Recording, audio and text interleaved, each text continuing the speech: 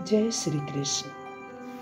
भक्तजनों, आप लोगों पे भगवान श्री कृष्ण की कृपा बनी रहे, यही मेरी प्रभु से प्रार्थना है।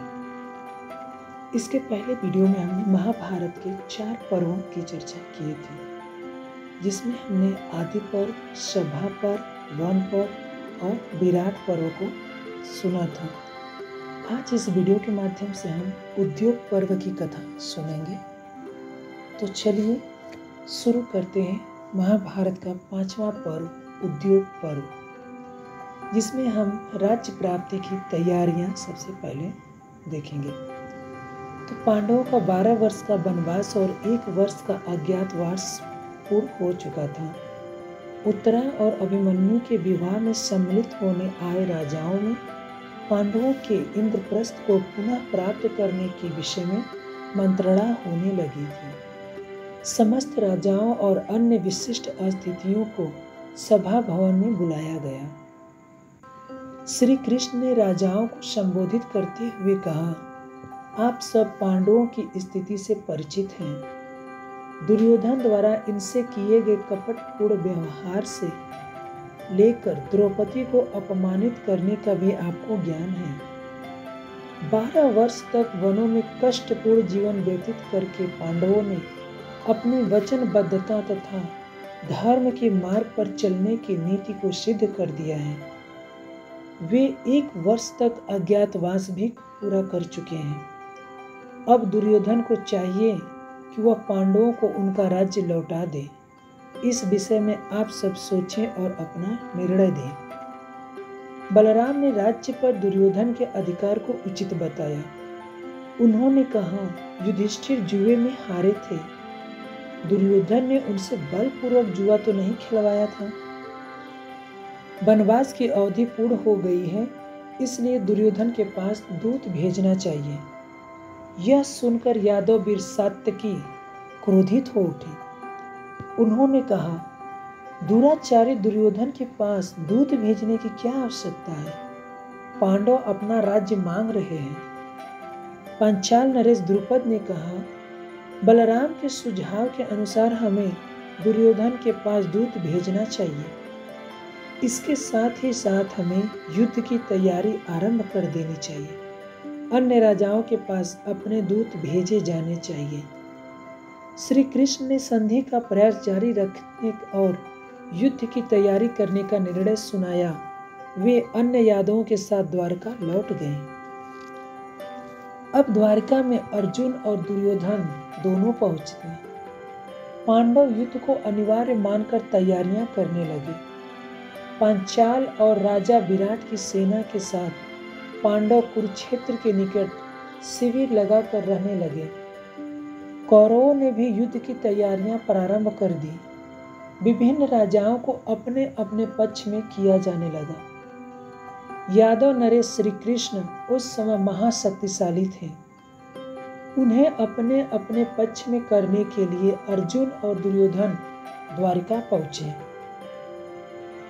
उस समय श्री कृष्ण सो रहे थे। दुर्योधन उनके सिर की ओर तथा अर्जुन चरणों की ओर बैठ गए। श्री कृष्ण उठे तो उन्होंने पहले अर्जुन को देखा, फिर उनकी दृष्टि दुर्योधन पर पड़ी। उन्होंने दोनों के आगमन का प्रयोजन पूछा। दोनों से युद्ध में अपनी अपनी ओर से भाग लेने का अनुरोध सुनकर श्री कृष्ण ने कहा, मैं तुम दोनों को अप्रसन्न नहीं कर सकता। इसलिए एक ओर मैं स्वयं हूँ निहत्था, मैं युद्ध में शस्त्र नहीं उठाऊंगा, और दूसरी ओर मेरी नारायणी सेना। चूंकि मैंने अर्जुन को पहले देखा है, इसलिए वे दोनों में से जिसे चाहे पहले मांग सकता है। अर्जुन ने भगवान श्री कृष्ण को निहत्था कृष्ण मांग लिया और दुर्योधन नारायणी सेना पाकर बहुत प्रसन्न हुआ। दुर्योधन बलराम के पास गया। उन्होंने किसी का भी पक्ष लेने से मना कर दिया। संधि के प्रयास। राजा द्रुपद ने युद्ध रोकने के लिए अपने राजपुरोहित को धृतराष्ट्र के पास भेजा। उसने पांडवों को उनका राज्य लौटा देने का अनुरोध किया। भीष्म ने इस प्रस्ताव का स्वागत किया पर कर्ण ने इसका कड़ा विरोध किया। तब धृतराष्ट्र ने अपने सारथी संजय को संधि के लिए पांडवों के पास भेजने का निर्णय किया। धृतराष्ट्र के दूत के रूप में संजय पांडवों के पास पहुंचे। पांडवों ने संजय का हार्दिक स्वागत किया। संजय ने युधिष्ठिर को समझाया, आप धर्म के मार्ग पर चलने वाले हैं। आप राज्य के मोह में युद्ध न करें। राज्य का मोह तुच्छ होता है। श्री कृष्ण और युधिष्ठिर ने संजय को धर्म का यह उपदेश धृतराष्ट्र और दुर्योधन को सुनाने के लिए कहा। जब संजय जाने लगे तो युधिष्ठिर ने कहा, हम धन संपत्ति का मोह नहीं करते। यदि युद्ध को टालना है तो हम 5 भाई 5 गांव लेकर ही संतुष्ट हो जाएंगे। यह हमारा संधि प्रस्ताव है। संजय लौट गए। धृतराष्ट्र ने सभा बुलाकर पांडवों के प्रस्ताव के विषय में बताया और कहा, मैं इसे स्वीकार करता हूं। दुर्योधन और कर्ण ने इसका विरोध किया। कर्ण अभिमान पूर्वक अपनी वीरता की प्रशंसा करने लगा तो भीष्म ने उसे कायर कहकर अपमानित किया। इस पर कर्ण क्रोधित हो उठा। उसने घोषणा की कि जब तक भीष्म पितामह जीवित रहेंगे वह अस्त्र शस्त्र नहीं उठाएगा। दुर्योधन के समझाने के सारे प्रयास असफल हो गए। अब श्री कृष्ण स्वयं शांति का प्रयास करने हस्तिनापुर करते हैं। संधि के प्रयासों के असफल हो जाने पर श्री कृष्ण ने शांति बनाए रखने के लिए अंतिम प्रयास करने का निर्णय किया। उन्होंने पांडवों और द्रौपदी से विचार विमर्श किया। श्री कृष्ण ने कहा, युधिष्ठिर, युद्ध को टालना हम सबके हित में है। मैं हस्तिनापुर जाकर तुम्हारे हितों का ध्यान रखते हुए शांति स्थापित करवाने का प्रयास करूंगा। युधिष्ठिर, अर्जुन, भीम और नकुल ने कृष्ण के प्रयासों का सफलता में संदेह प्रकट किया। सहदेव ने कहा कि द्रौपदी को अपमानित करने वाले का वध करना उचित है। द्रौपदी अपने अपमान का स्मरण कर रो पड़ी। उसने श्री कृष्ण से कहा, हे कृष्ण, जब तक धृतराष्ट्र के दुष्ट पुत्रों को मेरा अपमान करने के लिए दंडित नहीं किया जाता, मुझे तब तक शांति नहीं मिलेगी। यदि मेरे पति युद्ध नहीं करना चाहते तो मेरे पिता और भाई युद्ध करेंगे। अभिमन्यु के नेतृत्व में मेरे 5 पुत्र मेरे अपमान का बदला लेंगे। हे कृष्ण, स्मरण रखना, मैंने अपने केस अभी तक नहीं बांधे हैं। श्री कृष्ण ने बिलख बिलख कर रो रही द्रौपदी को धैर्य बंधाया और कहा, द्रौपदी, दुष्ट दुर्योधन संधि नहीं करेगा। तुम्हारी इच्छा अवश्य पूरी होगी। अब भगवान श्री कृष्ण हस्तिनापुर में शांति दूत बनकर जाते हैं। धृतराष्ट्र ने कृष्ण के स्वागत में नगर सजवा दिया। वे प्रसन्न थे। हस्तिनापुर पहुंचकर कृष्ण धृतराष्ट्र से मिलकर विदुर के यहाँ गए। फिर बुआ कुंती से मिलकर उन्हें पांडवों की कुशलता से अवगत कराया। दुर्योधन ने उन्हें भोजन पर बुलाया और उन्होंने विदुर के यहाँ भोजन करना स्वीकार किया। वे रात में वहीं ठहरे। प्रातः श्री कृष्ण राजसभा में पहुंचे। वहां कौरवों के अतिरिक्त अनेक राजा भी उपस्थित थे। श्री कृष्ण ने धृतराष्ट्र को अपने हस्तिनापुर आगमन का उपदेश बताते हुए कहा, मैं पांडवों की ओर से संधि प्रस्ताव लेकर आया हूं। कौरव और पांडवों का एक ही कुल है। युद्ध होने पे कुरुवंश का नाश हो जाएगा। पांडव दुर्योधन से जुए में हारकर 13 वर्ष तक कष्टपूर्ण जीवन व्यतीत कर चुके हैं। इसी सभा में द्रौपदी का अपमान किया गया। पांडवों ने कौरवों को कुछ नहीं कहा। गंधर्वराज चित्ररथ ने दुर्योधन और उसकी रानियों को बंदी बना लिया। तब युधिष्ठिर ने उन्हें मुक्त कराया। राजा विराट के साथ युद्ध में वे शुद्ध हो चुके दुर्योधन और अन्य कौरवों को अर्जुन ने जीवित छोड़ दिया, केवल इसलिए कि पांडव कौरवों को अपना भाई समझते हैं। उन्हें उनका राज्य लौटा दिया जाए, इससे युद्ध टल जाएगा। श्री कृष्ण के प्रस्ताव का महाराज धृतराष्ट्र, भीष्म, द्रोण, विदुर आदि ने स्वागत किया। दुर्योधन ने संधि प्रस्ताव का कड़ा विरोध किया। उसने कहा, श्री कृष्ण पांडवों की वीरता का वर्णन कर हमें भयभीत कर रहे हैं। यह राज्य मेरे पिता का है। अंधे होने के कारण राज्य पांडु को सौंपा गया था। मैं अंधा नहीं हूँ, यह मेरा राज्य है। कर्ण, शकुनी और दुशासन ने दुर्योधन का समर्थन किया। तब श्री कृष्ण ने कहा, यह युद्ध सबका नाश कर देगा। यदि पांडवों को 5 गांव दे दिया जाए तब भी इस युद्ध को टाला जा सकता है। धृतराष्ट्र ने गांधारी को सभा में बुलवाया। उसने अपने पति धृतराष्ट्र को आज की स्थिति के लिए उत्तरदायी ठहराते हुए कहा, यदि आप दुर्योधन पर अंकुश रखते तो यह स्थिति न आती। उसने दुर्योधन को समझाया, अधर्म के मार्ग पर चलकर तुम न तो राज्य चला सकोगे और न इसकी रक्षा ही कर सकोगे। अभी समय है, पांडवों से संधि कर लो। दुर्योधन सभा भवन से चला गया। उसने कर्ण, शकुनी और दुशासन से मंत्रणा करके श्री कृष्ण को बंदी बनाने का निर्णय किया। सात्विकी को पता चला तो उसने सभा में आकर श्री कृष्ण को इसकी सूचना दी। तब श्री कृष्ण ने धृतराष्ट्र से क्रोध भरकर कहा, माफ कीजिएगा। दुर्योधन ने यह सभा में ही भगवान श्री कृष्ण से कहा था। जब भगवान श्री कृष्ण ने पांडवों के लिए 5 गांव मांगा था, तभी दुर्योधन ने यह कहा था कि मैं पांडवों को एक सुई की नोक भी भूमि नहीं दूंगा। तब श्री कृष्ण ने कहा था कि हे दुर्योधन, तुम क्यों अपनी माता शिव भक्तिनी गांधारी को अपने शव पे रोने के लिए विवश कर रहे हो? इस पे दुर्योधन गुस्सा कर भगवान श्री कृष्ण को असत्य बोला और उन्हें बंदी बनाने का धमकी दिया।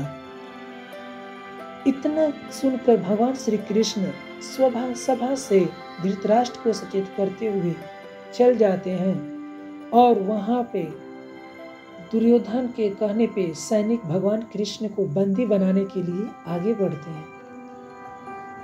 वहीं पे भगवान अपना विराट रूप का दर्शन सबको देते हैं, जिसमें से भीष्म पितामह, विदुर और गुरु द्रोणाचार्य उनके दर्शन पाते हैं। बाकी वहां बैठे कोई भी भगवान का दर्शन नहीं करता। उसके बाद भगवान श्री कृष्ण बुआ कुंती से मिलकर उन्हें प्रणाम करके विदा ले लिया। आगे श्री कृष्ण और कुंती का कर्ण के साथ क्या परामर्श होता है। श्री कृष्ण बाहर आए। उन्होंने कर्ण को अपने रथ में बिठाकर समझाया और उसे बताया कि वह कुंती का सबसे बड़ा पुत्र है, वह पांडवों का सबसे बड़ा भाई है। वह भाइयों से मिल जाए, युधिष्ठिर उसे अपना राज्य दे देंगे, इससे युद्ध टल जाएगा। कर्ण ने कहा, मैं दुर्योधन का साथ नहीं छोड़ सकता मधुसूदन। मैं जानता हूँ मेरे विषय में जानकर युधिष्ठिर मुझे अपना राज्य दे देंगे। मैं इसे दुर्योधन को दे दूंगा। मैं चाहता हूँ कि युधिष्ठिर ही राज्य करे, वही इस राज्य के योग्य है। श्री कृष्ण लौट गए। श्री कृष्ण के जाने के बाद कुंती को लगा कि अब युद्ध को टाला नहीं जा सकता। दुर्योधन पर कर्ण के बल का नशा छाया है। यदि कर्ण को समझाया जाए तो युद्ध टाला जा सकता है। यह सोचकर कुंती गंगा तट पर कर्ण के पास गई। कर्ण को देखकर मां का हृदय आकुल हो उठा। वे भाव विह्वल हो गई, उनका कंठ रुंध गया। कर्ण ने उन्हें प्रणाम किया और आने का कारण पूछा। कुंती उसे उसके जन्म के विषय में बताने लगी।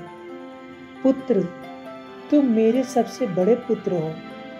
बाल्यावस्था में दुर्वासा ऋषि के वरदान की उत्सुकतावश परीक्षा लेने के लिए मैंने सूर्य देव को आमंत्रित किया। उसमें तुम्हारा जन्म हुआ। हे कर्ण, तुम अपने भाइयों से युद्ध न करो। यह युद्ध सबके लिए बुरा है। तुम अपने भाइयों से मिल जाओ, युधिष्ठिर तुम्हें राज्य दे देंगे। कुंती को मां के रूप में सम्मुख पाकर कर्ण का मन भर आया। वह उदास हो गया। इसी मां की लोक लाज ने उसे अधिरथ पुत्र बनाए रखा। वह सबके सम्मुख मां को मां नहीं कर सकता। आज तक मां उसके पास नहीं आई भी है तो अपने स्वार्थ के कारण। कर्ण अंतर्वंद में से बाहर निकला। उसने कहा, हे माता, मैंने आज तक जो कुछ भी प्राप्त किया है दुर्योधन के कारण प्राप्त किया है। मैं उसका ऋणी हूं, मैं उसका साथ नहीं छोड़ूंगा। हाँ, मैं आपको वचन देता हूं कि आप 5 पुत्रों की माता बनी रहेंगी। मैं युद्ध में अर्जुन को छोड़कर अन्य चारों भाइयों को नहीं मारूंगा। युद्ध में यदि अर्जुन मारा गया तो मैं पांडवों के पक्ष में आ जाऊंगा। आप फिर भी 5 पुत्रों की ही माता बनी रहेंगी। हृदय में व्यथाओं को लहराता सागर लेकर कुंती लौट आई। माता पुत्र दोनों के पास कहने के लिए बहुत कुछ था, लेकिन दोनों कुछ न कह सके। अब युद्ध करने का निर्णय आया। श्री कृष्ण का शांति प्रयास असफल रहा। उनके लौटने पर पांडव युद्ध की तैयारी में लग गए। सर्वसम्मति से धृष्टद्युम्न को सेनापति बनाया गया। पांडवों के पास 7 अक्षौहिणी तथा कौरवों के पास 11 अक्षौहिणी सेनाएं थीं। कौरवों ने भीष्म को सेनापति बनाया। भीष्म ने स्पष्ट कर दिया कि वे पांडवों को नहीं मारेंगे, उनकी सेना का संहार अवश्य करेंगे।